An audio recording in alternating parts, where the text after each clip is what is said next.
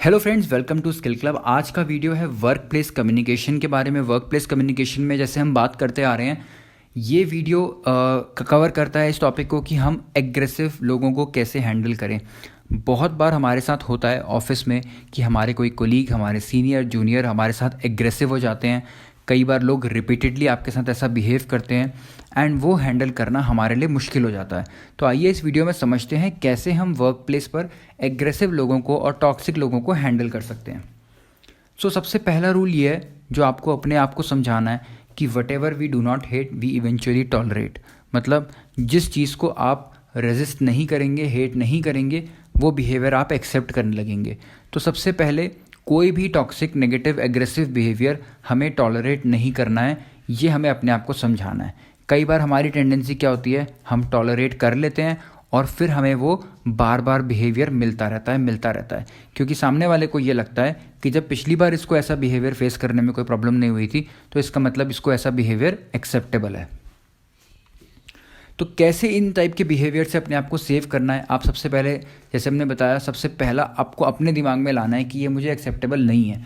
जब एक्सेप्टेबल नहीं है तो क्या क्या स्टेप्स हैं? फर्स्ट स्टेप्स है इमोशनल डिस्टेंस। इमोशनल डिस्टेंस से हमारा क्या मतलब है कि कई बार क्या होता है कि आपके जिन कोलीग से आपका लेट्स से एग्रेसिव इंटरेक्शन रहा है या बहुत नेगेटिव इंटरेक्शन रहा है, उनका नाम सुनते ही, उनके आसपास होते ही आपके माइंड में एक अलग सी एंग्जाइटी होने लगती है, बहुत अलग सा नेगेटिव वाइब्स आने लगती है।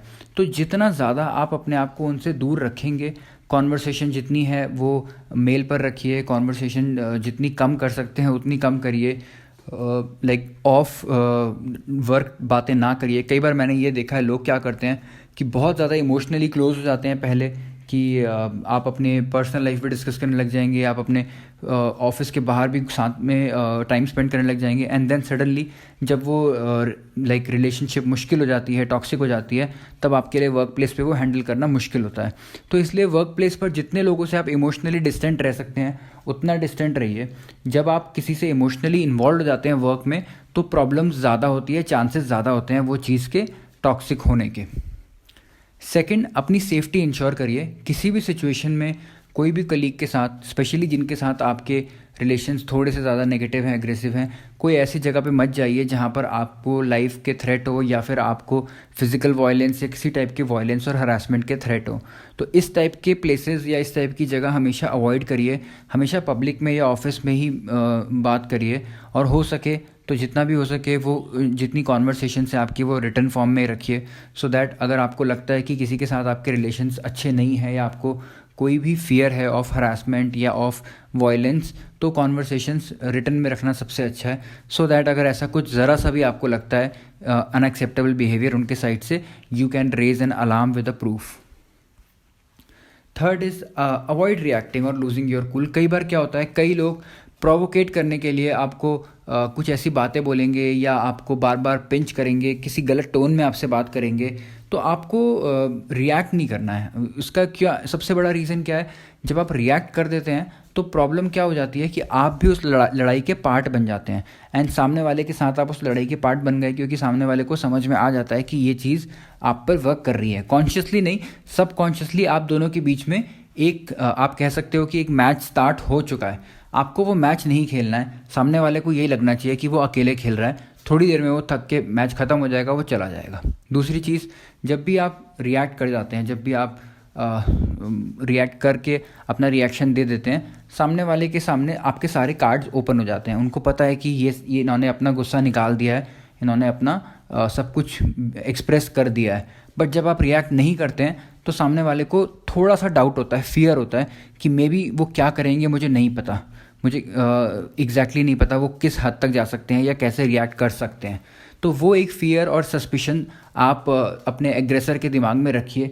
ऐसा साइकोलॉजिकली भी कहते हैं कि जब आप रिएक्ट करते हो तो सामने वाले के अंदर प्रेडेटरी इंस्टिंक्ट होती है कि लाइक वो फियर उनको आपके अंदर देखना, वो गुस्सा आपके अंदर देखना उन्हें अच्छा लगता है। तो इस टाइप से शायद टॉक्सिक लोग और फ्यूल होते हैं। तो अपना रिएक्शन कंट्रोल करिए, बिल्कुल अपना कूल मत लूज़ करिए। आपको कितना भी गुस्सा आ रहा है, अलग से एक अपने सोलो स्पेस में जाके वो गुस्सा निकालिए, बट उनके सामने रिएक्ट बिल्कुल मत करिए। Fourth, don't accept their gift. बहुत सारे लोग, आपको ऐसा भी हो सकता है कि हार्श वर्ड्स बोलें, हार्टफुल कमेंट्स बोलें, तो आपको ये सबसे मुश्किल पार्ट है, ये सबसे मुश्किल पार्ट है फेस करना। आपको क्या करना है, आपको वो गिफ्ट एक्सेप्ट नहीं करना है। गिफ्ट एक्सेप्ट नहीं करने से मतलब क्या है, सिद्धार्थ गौतम बुद्ध की स्टोरी है कि उनके सामने किसी ने आकर के उन्हें बहुत नेगेटिव वर्ड्स कहे, बहुत कर्स वर्ड्स कहे, और उन्होंने उसको एक्सेप्ट नहीं किया। उन्होंने उसको बोला कि भाई आपने मुझे गिफ्ट दिया, मैंने कोई भी आपसे गिफ्ट एक्सेप्ट नहीं किया, वो सब आपके पास ही रह गए।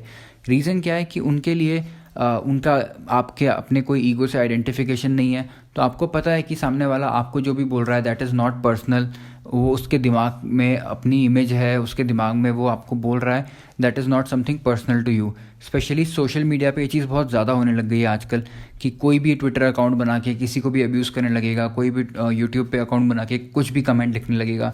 तो जब भी ऐसा कुछ हो ये बहुत मुश्किल होता है, बिकॉज सबके कमेंट, सबके वर्ड्स हमें हर्ट करते हैं।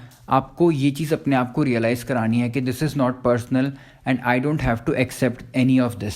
आप एक्सेप्ट उसी से करिए क्रिटिसिज्म जिससे आप एडवाइस लेंगे। अगर आप किसी से एडवाइस नहीं लेंगे तो उससे क्रिटिसिज्म भी मत लीजिए। 5th, reach out to your support group. कई बार ऐसा होगा आप हर्ट हो जाएंगे या आपको गुस्सा आ जाएगा।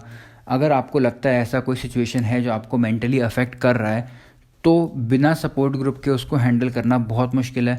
आपके दिमाग में वो थॉट्स चलते रहते हैं, आपके दिमाग में वो बातें चलती रहती हैं और आप उसी स्पेस में जीते रहते हैं। तो इसका सबसे अच्छा तरीका है अपने सपोर्ट ग्रुप यानी अपनी फैमिली, अपने क्लोज़ फ्रेंड से बात करिए। जब आप बात करते हैं, अपनी प्रॉब्लम्स शेयर करते हैं, तो आपको लगता है कि कोई आपकी बात समझ रहा है, कोई आपको अपना पर्सपेक्टिव दे रहा है, और अगर कोई ऐसा मुश्किल प्रॉब्लम आया तो कोई आपके साथ होगा, तो आपको एक सेंस ऑफ सिक्योरिटी और सेफ्टी की फीलिंग आती है। इसके अलावा आप अपने इमोशंस लिख भी सकते हैं। कई बार लिखने से क्या होता है, हमें अपने इमोशन से एक डिस्टेंस फील होता है कि हमारे इमोशन हमसे थोड़े दूर हैं, हम उन्हें ऑब्जर्व कर पा रहे हैं, हम उन्हें कंट्रोल कर पा रहे हैं। इसकी वजह से भी हमें थोड़ा सेफ फील होता है। तो अपने सपोर्ट ग्रुप को ज़रूर शेयर करिए। ऐसा नहीं कि आप अपनी फैमिली में नहीं बता रहे हैं और आप सोच रहे हैं मैं अकेले हैंडल कर लूँगा।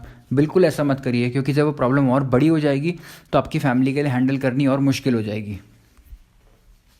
6th है, कभी भी कोई भी आपसे कितना भी नेगेटिव हो जाए, चाहे आपके बॉस आपको रोज़ सुबह बोलें कि तुम किसी काम के नहीं हो, तुम कुछ नहीं कर पाओगे, या सब बेकार है, तब भी आप अपना सेंस ऑफ सेल्फ वर्थ मत लूज़ करिए। देखिए, दुनिया में सबसे इंपॉर्टेंट चीज़ है सेंस ऑफ सेल्फ वर्थ। अगर आपको लगता है कि आप कुछ कर सकते हैं एंड आप केपेबल हैं, तो आप केपेबल हैं, और अगर आपको लगता है कि आप कुछ नहीं कर सकते तो फिर एक्चुअली में आप कुछ नहीं कर सकते।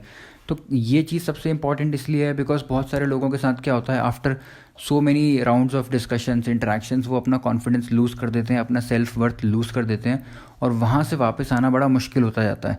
फिर वो अपने आप को समझाने लगते हैं कि हम तो शायद डिज़र्व ही यही करते हैं कि हमारे साथ ऐसा हो, और फिर उनके साथ ऐसा और होता चला जाता है।